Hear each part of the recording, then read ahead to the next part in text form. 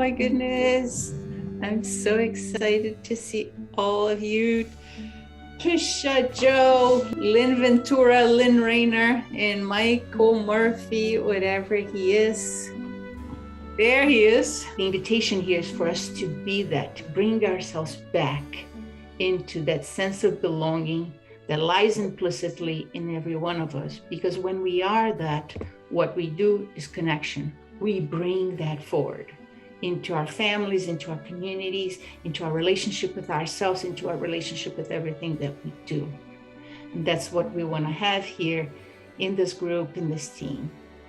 And the opportunity as we be and do all of this, the opportunity is to create awareness. I actually love my 8. I have used my 8 to be able to lead with my heart. And I can't be a great 2 without my 8. And I'm able to tap into being magnanimous and being in awareness. I'm more in my heart and I can be a better 2. It really became abundantly clear to me how much I live in my body being an 8.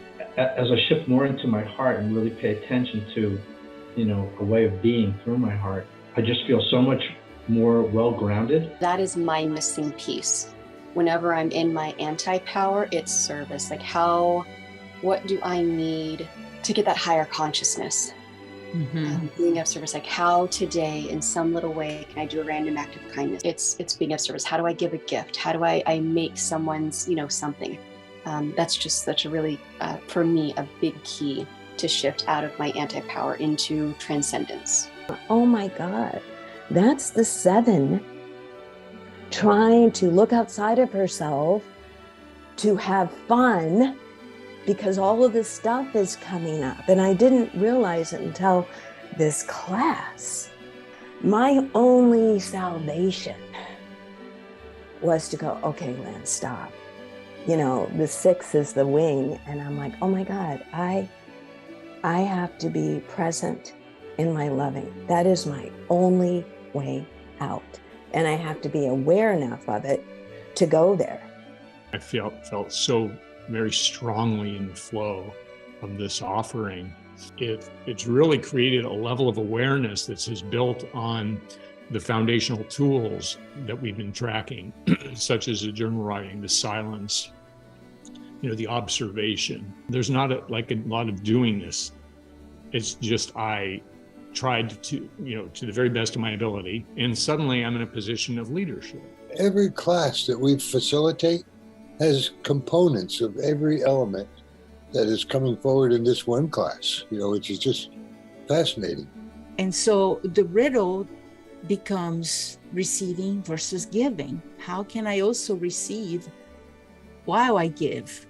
I am the recipient of something far bigger that is giving to me as I give to others. This time I am expressing my feelings versus stuffing them. People get the authentic me, whether it's a sad authentic me or a centered and happy authentic me. It's quite a breakthrough to actually be leading with how I'm feeling. Every time you see a quality on someone else that you admire and you express it to them, you're getting a little bit of it for yourself.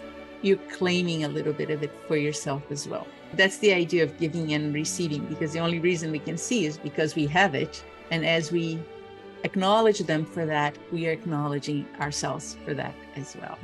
It's a beautiful process. It brings forward the loving right away. You're not asking anybody for anything. You're not asking, it's just like, and it really brings up their authentic self. It's mirroring our essence to one another, mirroring our authentic selves to one another.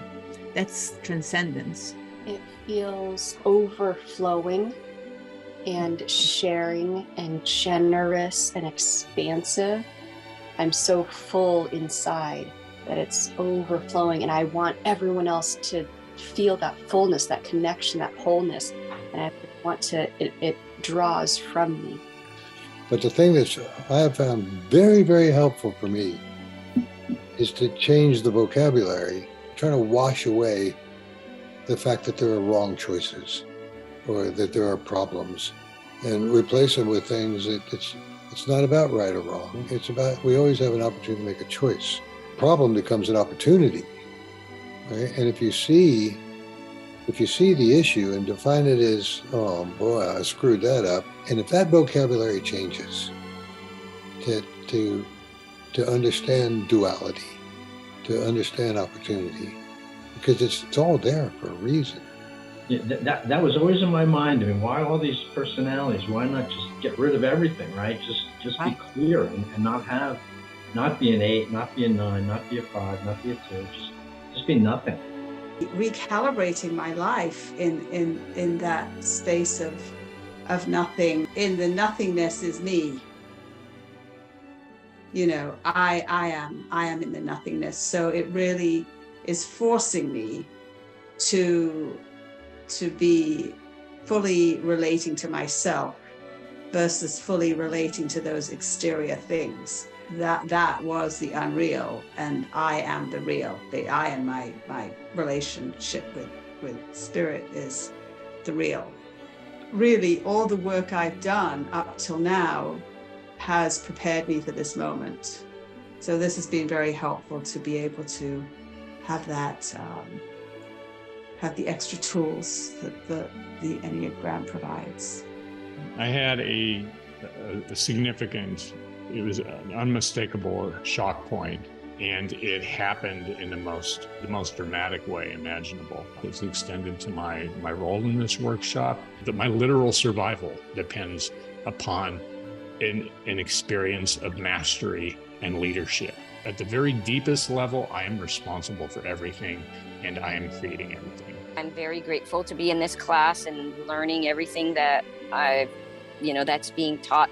It's like hitting me really hard about like who I am and understanding, and also giving me a little bit of peace of mind, because a lot of these things are happening unconsciously, so then I can stop beating myself up for. It's been very helpful. I knew it felt good to help others. It was just, and was I afraid to do it? Yeah. I had to jump into the abyss and say, I'm trusting. And that's really where the Enneagram work really helps, because I have to be in the flow of the energy that's bigger than myself, right? It's not about me. I am so grateful for this class, and I look forward to it. I'm going to say like Christmas morning. It's like I say to myself, oh, I get to be a part of the Enneagram class today. So I just wanted to share that, because that is my truth, and love you guys and love what you're doing.